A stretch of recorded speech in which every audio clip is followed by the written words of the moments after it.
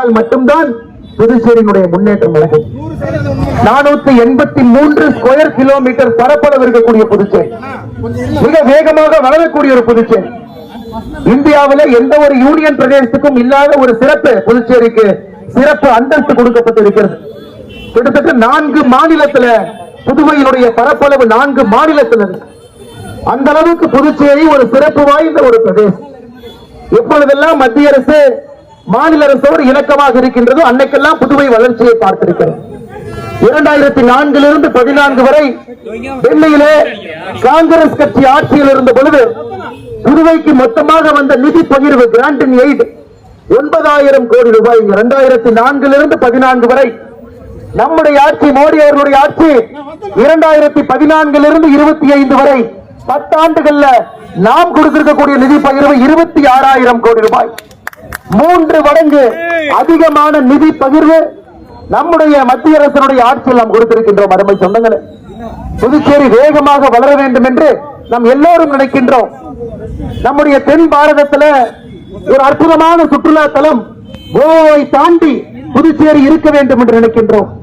புதுச்சேரியில் இருக்கக்கூடிய இளைஞர்கள் படித்து முடித்த பிறகு சென்னைக்கோ ஹைதராபாத்துக்கோ பெங்களூருக்கோ வேலைக்கு செல்லக்கூடாது, புதுச்சேரியில் இந்த வேலை வாய்ப்பு உருவாக வேண்டும் என்று நினைக்கின்றோம். கடந்த 5 ஆண்டுகள் இதற்கான பெரும் முயற்சியை நம்முடைய தேசிய ஜனநாயக கூட்டணியுடைய அரசு ஐயா என் ரங்கசாமி அவர்கள் எடுத்திருக்கின்றார்கள். அருமை சொந்தங்களே, உங்களுக்கு தெரியும் எத்தனையோ பன்னாட்டு நிறுவனத்தினை புதுச்சேரி கொண்டு வந்திருக்கின்றோம். ஏசர் நம்முடைய லேப்டாப் தயாரிக்கக்கூடிய நிறுவனம் இன்னைக்கு புதுச்சேரிக்கு வந்திருக்கு.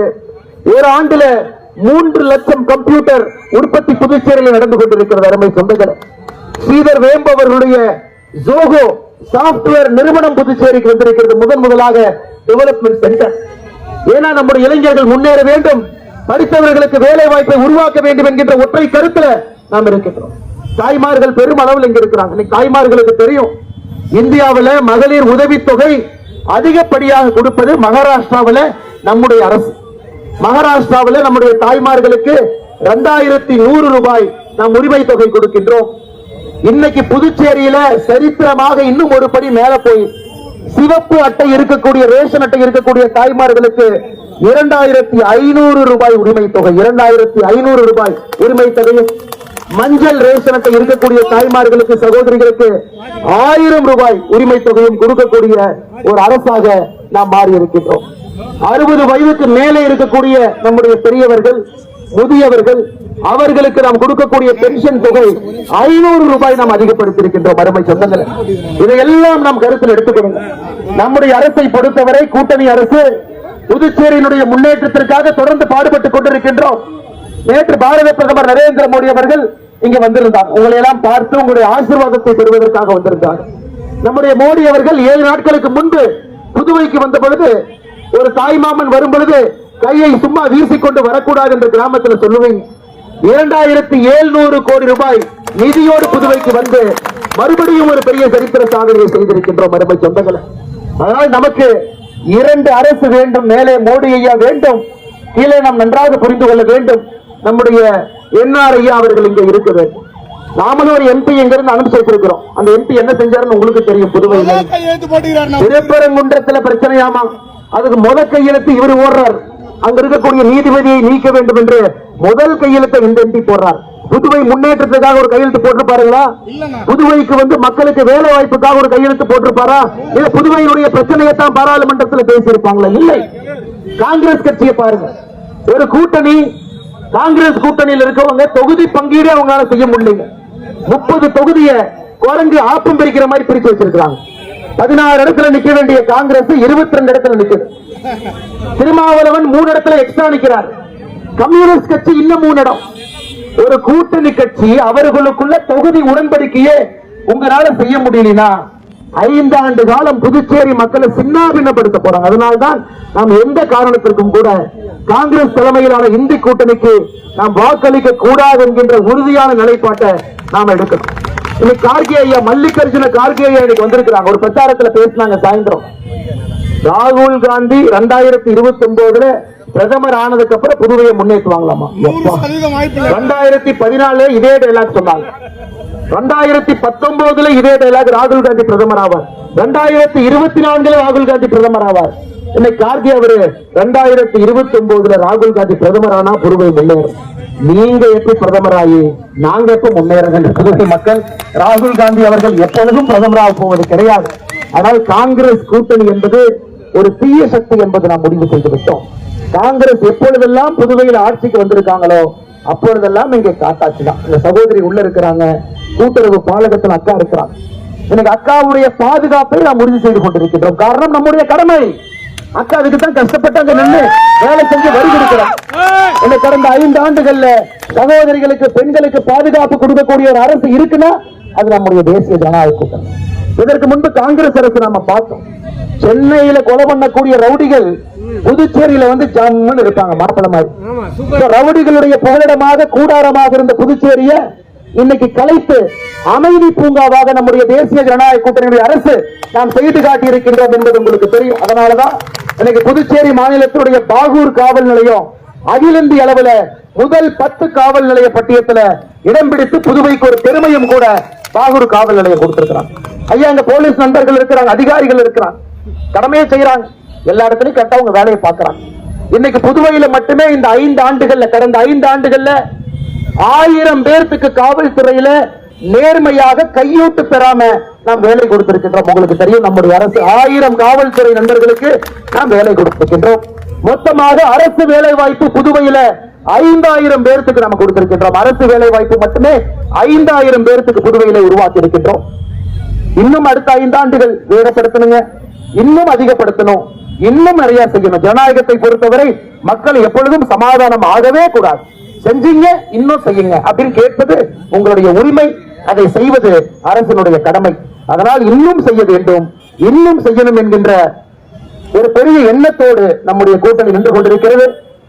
வாழுகின்ற காமராஜராக இருக்கக்கூடிய என் ரங்கசாமி ஐயா அவர்களை முதலமைச்சர் நாற்காலியில மறுபடியும் அமர்த்தி 30க்கு 30 நம்முடைய தேசிய ஜனநாயக கூட்டணி இங்கே வெற்றி பெற்று ஆட்சி கட்டல் அமர்த்த வேண்டிய கடமை நமக்கு இருக்கு. இன்னைக்கு திருமாவளவன் பாருங்க, இந்தியாவில் எங்கேயுமே நான் பார்த்தது இல்லைங்க. புதுச்சேரி மண்ணில சமூக நீதி நம்ம பேசுறோம். தமிழ்நாட்டில் அண்ணன் திருமாவளவன் அவர்கள் எம்பியா இருக்கிறாங்க. எம்பியாக இருந்து எம்எல்ஏக்கு வேட்புமனு போட்டார். இன்னைக்கு அவரை மிரட்டு திமுக கூட்டணி அவர் போட்ட வேட்புமனுவை வாபஸ் பெற வைத்திருக்கிறது. நிறைய பார்த்திருக்கிறீங்களா நீங்க? இதான் சமூக நீதிங்களா? திருமாவளவன் அவர்கள் தமிழ்நாட்டில் அவரால் வேட்புமனு போட்டதை வாபஸ் எடுத்துட்டாங்க. இங்க என்ன சமூக நீதி அண்ணன் திருமாவளவன் அவர்கள் புதுச்சேரியில கொடுக்க போறார்? அதனால அருமை சொந்தங்களே, அரசியல் களத்தை பொறுத்தவரை நாம் தெளிவாக இருக்கின்றோம். மத்தியில மோடி அவர்களும் மாநிலத்தில் என்ஆர் அவர்களும் இணைந்து 2 கரமும் இணைந்து சட்டத்தை உருவாக்க வேண்டும் என்கின்ற ஒற்றை கருத்தில் இருக்கிறோம். நம்முடைய சட்டமன்றத்தினுடைய வேட்பாளர் என்ன ஐயப்பன் கிட்ட தான் மன்னிப்பு கேட்கணும். அண்ணன் டைமுக்கு வந்துட்டாரு, பக்கத்து தொகுதியில பாயிண்ட கொஞ்சம் இழுத்துனால ஒரு 20 நிமிஷம் லேட் ஆயிடுச்சு. அதனால் நம்முடைய இந்த தொகுதியினுடைய நம்முடைய சட்டமன்ற வேட்பாளர் அண்ணன் ஐயப்பன் அவர்கள், உங்களுக்கு சிம்பல் எல்லாத்துக்குமே தெரியுங்கம்மா, ஜக்கு சிம்பல், என்ஆர் ஐயாவுடைய சிம்பல். இப்ப வீடு வீடாக அவர் பிரச்சாரம் செய்து கொண்டிருக்கின்றார்கள்.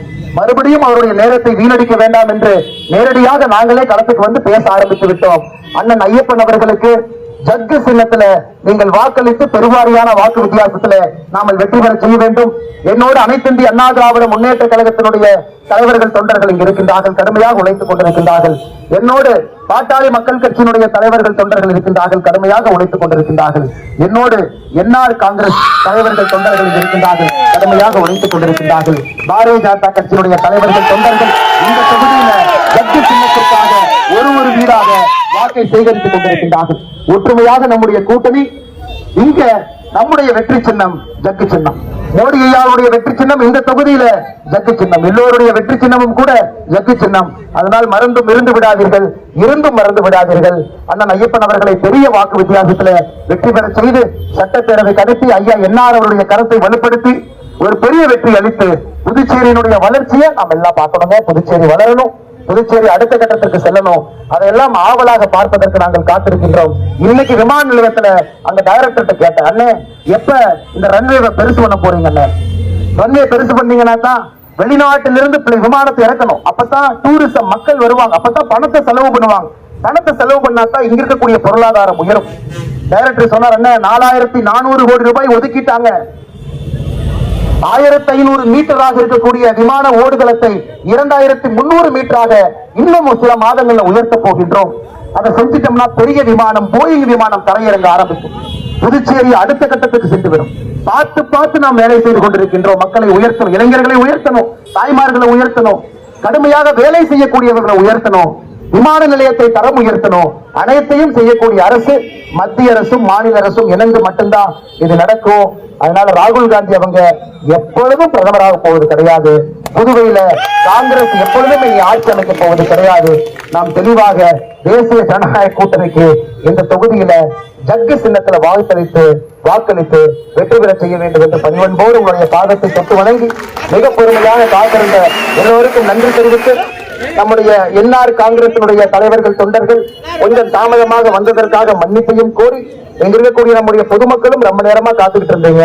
உங்களுடைய அன்புக்கு தலைவணங்கி இங்கிருந்து உங்களுடைய விடை பெற்று அடுத்தடுத்து நாங்க கிளம்புறோம், அடுத்த பாயிண்ட்டுக்கு போறோம். நீங்கள் மகிழ்ச்சியோடு வாழ்த்தி வழியனுப்பி இந்த தொகுதியில ஜக்கு சின்னத்துக்கு முதல் ஆளா கரெக்டா அந்த பட்டனுக்கு நீங்கள் ஒட்டு போட்டு ஐயப்பன் அவர்களை பெருவாரியான வாக்கு வித்தியாசத்துல நீங்கள் வெற்றி பெற செய்ய வேண்டும் என்று பணிவன்போடு கேட்டு என்னுடைய உரையை முடித்துக் கொள்கின்றேன்.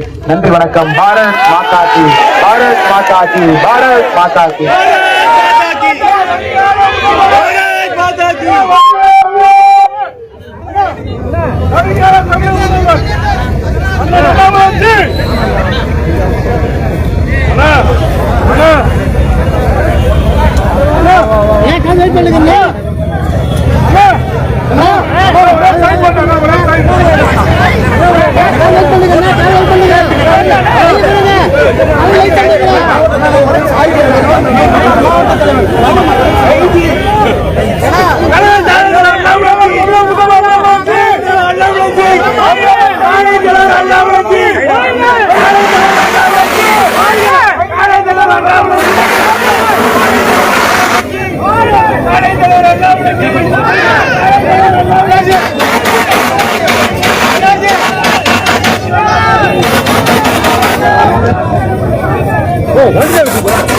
Thank